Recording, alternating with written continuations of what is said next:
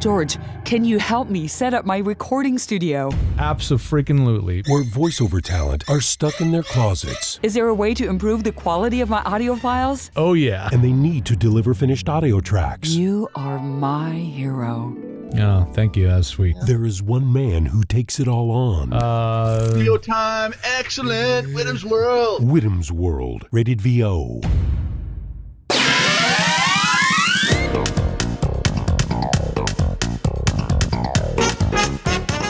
Hi, this is George Whittam reporting from Whittam's World. I really appreciate you guys sending in all the questions. It's been great. I love having all these topics to discuss, adding fuel to the fire and keeping my gears turning. It really helps keep the vlog moving forward every week. So I've got a couple questions this week that are related, so I thought I'd group them together.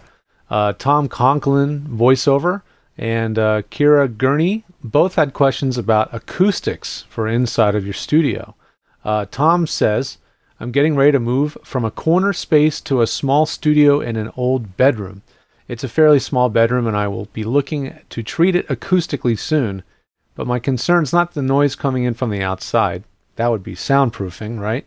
But my voice bouncing around the room off the walls. That's acoustics. Could you please discuss at some point on tips on how to determine the best location for acoustic foam panels? And should you cover every inch of space within the with foam to get the sound that you want?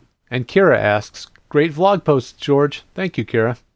I would love to see one on the best way to determine your needs and treat a newly built standalone studio, a noise-sealed room inside a room, for acoustics.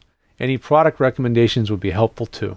Absolutely. Be happy to do it. You know, there's a lot of detail that goes into acoustical treatment of a studio. But I can give you a couple quick rules of thumb and, you know, a couple products to look into. Personally, I prefer not using foam acoustical panels. And there's a couple reasons for that. One, I don't like the way they smell. Although that problem's getting resolved a bit because I know companies like Auralex are starting to use soy products and things to make their panels more ecological. But again, I don't like foam the way it smells. Two, I don't like the way the foam looks. It looks so garage band or, you know, professional recording studio, and it'd be nicer to have it feel more like a home studio, be more comfortable. So the looks of foam, not so great. Three, another reason I don't like foam that much is the fact that it usually has to be glued in place. And gluing foam to walls is pretty nasty because you have to use some sort of a strong adhesive. It usually smells really bad. It can be really messy if it drips anywhere. It can be incredibly hard to remove later. So if you're renting, I would say completely avoid glue. And so you end up having to usually use staples or something to hold the foam up, which ends up not looking as good, and you have to remove all the staples later. So if you have to take it down. So and the last reason is foam, especially if you get what most people end up buying, 2-inch thick foam. It's just not nearly as effective at absorbing sound as acoustical panels made out of some different materials. So I just so happen to have behind me an acoustical panel made the way I like them made. And this sucker is wrapped with fabric. So it's wrapped with fabric, and so it has a nice clean look to it. It looks, you know, it looks like it would look nice in your studio, right? But the key to this product working as well as it is, it's not this fabric. That's just for looks. It's what's inside. And what is inside this panel is, in this case, and I've left it open on the back so you can see. Normally this should be covered with fabric or something. This is made out of something called Roxul. And Roxul is a mineral wool acoustical material. It's insulation, but it's not made out of your usual fiberglass product. And the reason I like it is it has less toxins. The glues that bond it together don't really have, or have very low or no formaldehyde content, which is kind of nasty stuff, which is found in your regular pink or yellow insulations and stuff.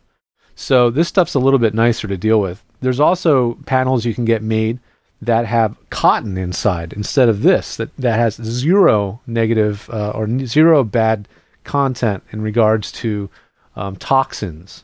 So you can check out one resource that makes these with cotton panels or cotton baffling inside is atsacoustics.com. And they make them to order. They have them in stock sizes, but you can get them custom sizes. You can even get custom designs on the fabric. You have different fabric options, and I really love their product. I find it really cost effective, and it's one of my favorites. Auralex, of course, is a really big company in the industry making these things. They're one of the innovators, and their products are really top end. They look incredibly good. The fit and finish is second to none. And they've got a really great studio design resource on their website to help you choose the amount of acoustical panels you might need for the interior of your studio. So that's also a good resource. Both companies, actually, ATS Acoustics and Auralex, have studio design helper tools on their website to help you determine how many acoustical panels that you need. But you don't need them on every square inch of your room. You really do not. I find the rule of thumb is you need about 60 to 70% of any adjacent wall or ceiling surface covered with material. So if the carpet is, if you have wall-to-wall carpet, that's, at least a portion or a sixth of the room or so covered. So now you just need materials on the wall and maybe something on the ceiling if you have a flat 8-foot ceiling right over your head. I'm lucky, my ceiling is vaulted, so the sound goes up and it kind of bounces off the ceiling and bounces around the room. So I don't need it as much in this space. These panels back here, this is not portable really, but it's a vocal booth. They call it, I think, the voice cabinet. And ATS Acoustics makes this thing too. It screws to the wall and it can be open and closed when you're not using it. It's a pretty clever design, and if that seems to suit your kind of space, it might work pretty well for you. The only issue I see with it is that it often is not enough on its own. You often will need to add a little bit more absorption to that room to control it adequately for voiceover needs, because in voiceover we need to have a really dry, direct, dead sounding recording without any echo in it. So I hope that gives you a little bit of a boost in the right direction. Again, I can go into a lot of depth, and I'm obviously available for consultation if you'd like me to help you specifically design the acoustic treatment in your booth over at vostudiotech.com. In my services menu, I have a booth tuning service that you could check out if you're interested in that. And I really appreciate your input that you guys are giving me for the vlog. It's great. And if you'd like to keep feeding the show and keep us fed with new ideas, just send an email over to whittamsworld@edgestudio.com, and I'll be glad to answer your topic in an upcoming show. Make sure you subscribe. Click on that subscribe button at the bottom of the screen so you never miss another one. And I look forward to seeing you next week. Thanks for watching.